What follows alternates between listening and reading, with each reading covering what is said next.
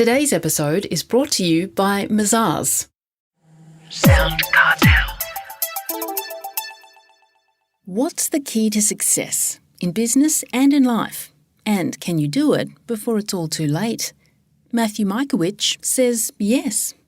From SoundCartel, I'm Nicole Goodman, and this is Business Essentials Daily.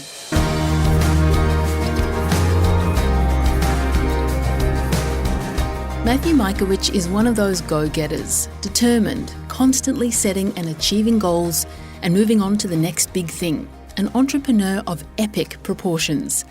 From 1999 to 2003, he raised more than $15 million in venture capital for New Tech Solutions, a company he co-founded in the United States.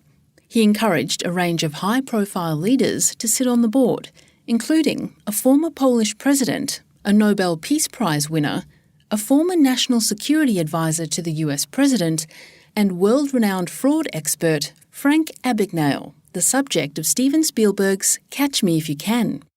In 2005, soon after arriving in Australia, Matthew co-founded and grew a supply chain optimization business from 0 to 180 employees in 7 years, with a revenue of $20 million.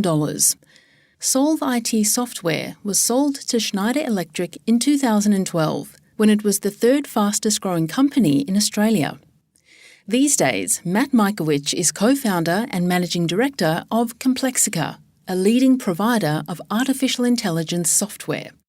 Matt is also author of several books, including Life in Half a Second: How to Achieve Success Before It's Too Late. We're often reminded that life's short, but life in half a second? Matt Michalewicz explains what that means to Chris Ashmore.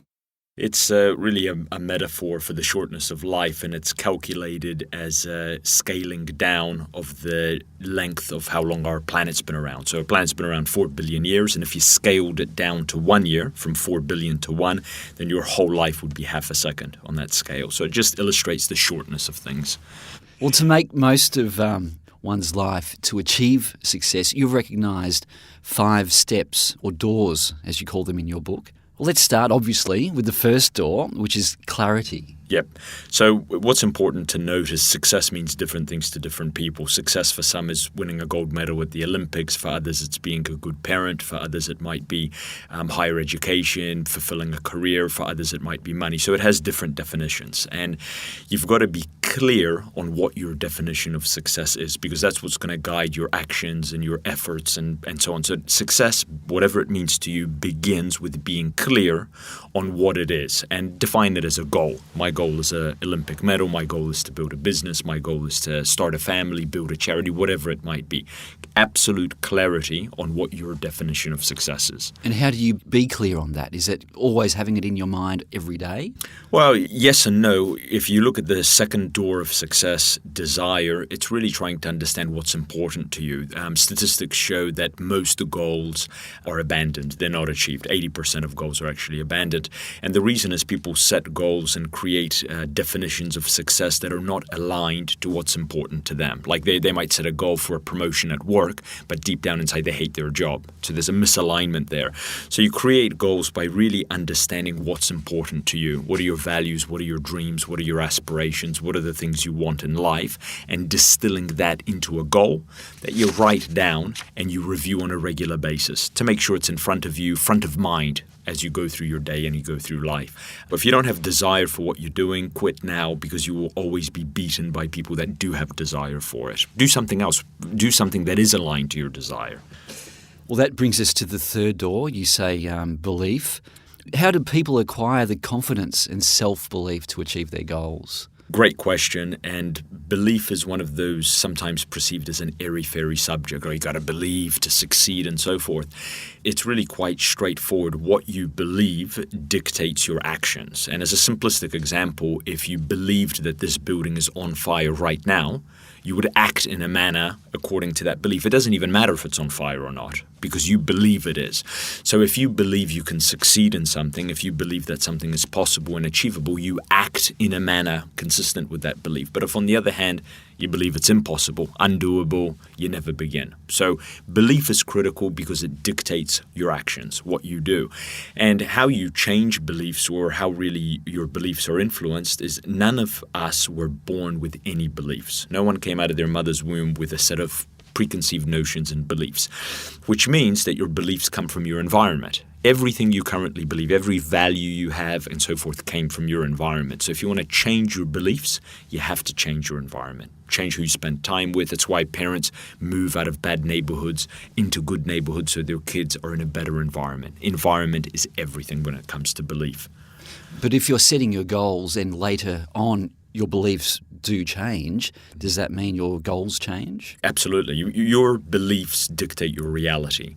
So if you set a goal to lose 50 kilo because you're overweight, and at some point you get discouraged because people around you say, oh, I've tried to lose weight and it didn't work for me, and that dieting doesn't work, and you'll get all the weight back and so forth, you might stop believing that you can lose the weight. And once you stop believing, you stop acting. And it's the end of the road. So critical to surround yourself with people that have the opposite influence. Of course you can do it. I was overweight and I lost weight and I was this and so on. Then you keep believing. In fact, it will reinforce your beliefs.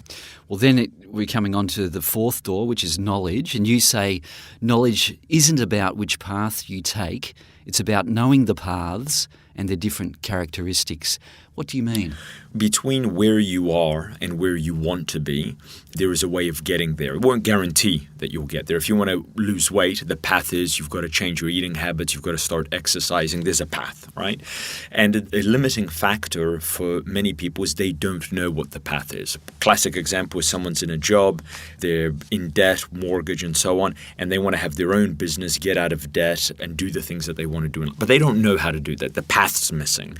So knowledge is about really understanding what are the possible ways to get to where you want to be. It's educating yourself, reading how others did it, spending time with people that did it to understand what are the steps that you might have to go through to get the goal or outcome that you're looking for. And then there's the fifth and final door, action. None of the other doors are worth much if you don't actually do anything. Correct. All the other four do is set you up for action, but you can't get in shape by reading a fitness book. It'll give you a lot of knowledge. It might make you increase your desire, but it won't actually change your body. You won't get rich by reading a wealth book. It requires action. And the thing that I've learned and studied over the years is sometimes, not sometimes, but almost always, it's easier to take action if you break your goals down into steps. Instead of just having a big goal, I want to lose 50 kilos, what if you just broke it down into bite-sized steps? And your first step might be reading some fitness books, getting a consultation with a trainer, easy things. Then you might want to lose a couple of kilo. By a big change how you eat, change some of your behaviors, do a walk in the morning.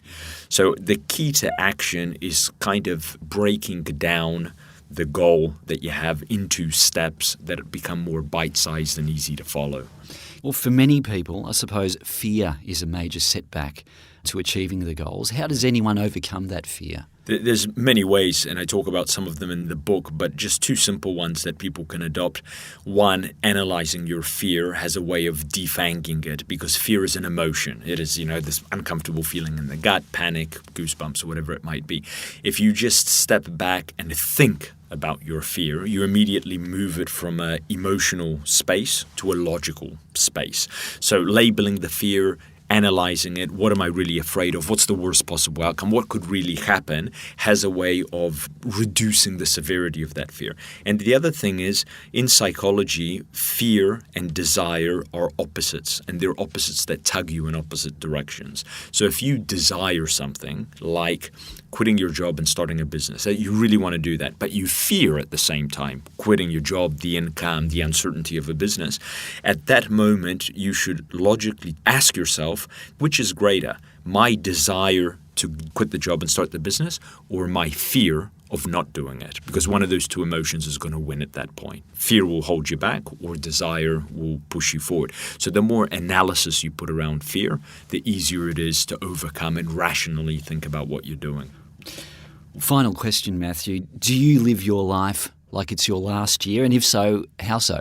Yeah, in many ways, yes, and in some ways, no. So starting with the minority of ways of how I don't is you have to do some things today that provide benefits in the future. So if you knew definitively the world was ending in a year, you wouldn't do those things because there is no next year. So like creating a business. You wouldn't do this enormous amount of work for something that will mature in 4 or 5 years from now, because there is no 4 or 5. So there's those things that I do. So not even every year, but on a regular basis, what are the things we want to do? What haven't we done? Or we want to go to Mount Everest, or we want to go and do a river cruise in South America, or whatever it is. Do it now. It's not that kind of we're going to put it off sometime in the future and so forth. We try to live while we're relatively young and healthy and able, really executing on the things that are close to our heart that we want to do and see, rather than deferring to some point in the future. So that is a common kind of feeling that I live with. Urgency. Today could be your last. I don't walk around thinking today could be my last day, but definitely with a sense of urgency. You never know when your time is up. That was entrepreneur and Complexica CEO Matthew Michalewicz.